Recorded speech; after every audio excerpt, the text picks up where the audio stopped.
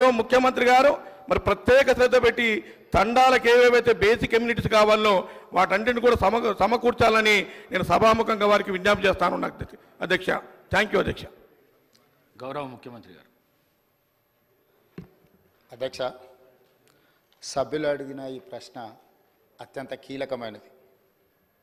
తెలంగాణ రాష్ట్రం అభివృద్ధి చెందిందా లేదా అనేది మనం చర్చించుకోవాలనుకుంటే తెలంగాణ రాష్ట్రంలో ఉన్న గిరిజనుల నివాస ప్రాంతాలకు రవాణా సౌకర్యము, తాగునీటి సమస్య పరిష్కారము, పిల్లలు చదువుకోవడానికి పాఠశాలలు ఏర్పాటు చేసినప్పుడే నిజమైన తెలంగాణ రాష్ట్రం యొక్క ఉద్దేశము నెరవేరినట్టు. ఈ మధ్యకాలంలో నేను చాలా విషయాలు నా నియోజకవర్గంలో కూడా తమరికి తెలుసు, తమరి పక్కనే ఉంటుంది బొమ్మరాజ్పేట మండల్. దాదాపుగా 72 తండాలు ఉన్నాయి ఒక మండలంలో. చాలా తండాలకు రవాణా సౌకర్యం లేదు, కానీ అవి గ్రామ పంచాయతీలుగా మారినాయి. ఆ ఊర్లో పాఠశాల లేకపోయినా, ఆ ఊరికి రోడ్డు లేకపోయినా, కొన్ని తండాలలో కరెంటు లేకపోయినా మనం వాటిని గ్రామ పంచాయతీలుగా వాటికి హోదా ఇచ్చినాం.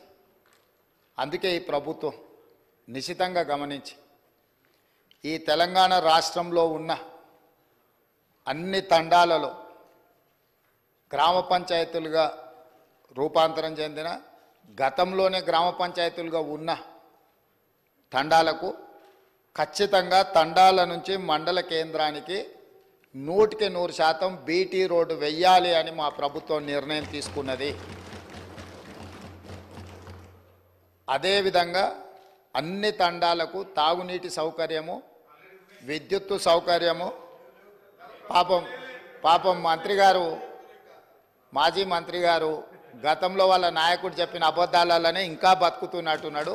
కావాలంటే వారిని తీసుకెళ్తాము. సీతక్క, ఆదిలాబాదు జిల్లాలో ఐటీడీఏ ప్రాంతంలో ఉన్న గూడాలల్ల నీళ్ళ విషయం, కరెంటు విషయం వారిని ప్రత్యేకంగా తీసుకెళ్ళండి. అన్ని గ్రామ పంచాయతీలను తీర్మానాలు చేసి తెప్పించినాము.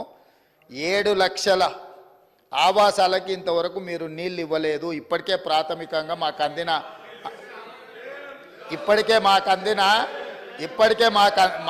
అందిన సమాచారము. కాబట్టి అధికారిక లెక్కలు మీకు ఇస్తాము. ఎందుకంటే మీరు తప్పులు చేసి ఆ చేసిన తప్పులను ప్రజలు గుర్తించి ప్రజల్ని మిమ్మల్ని శిక్షించినా కూడా మీరు మారడం లేదు. సో ఆ దేవుడు మీకు ఒక మంచి ఆలోచనను కలిగించాలని మేము కోరగలం, ప్రార్థన చేయగలం. ఈ పక్క నుంచి ఇంకా మేము చేయగలిగింది ఏముంది అధ్యక్ష? అందుకే అధ్యక్ష, ఈరోజు మా ప్రభుత్వం తెలంగాణ అభివృద్ధి అంటే తండాలలో, గూడాలలో కనీస సౌకర్యాలను ఏర్పాటు చేసినప్పుడే తెలంగాణ రాష్ట్ర అభివృద్ధి జరిగినట్టు అని బలంగా మా ప్రభుత్వం భావిస్తుంది.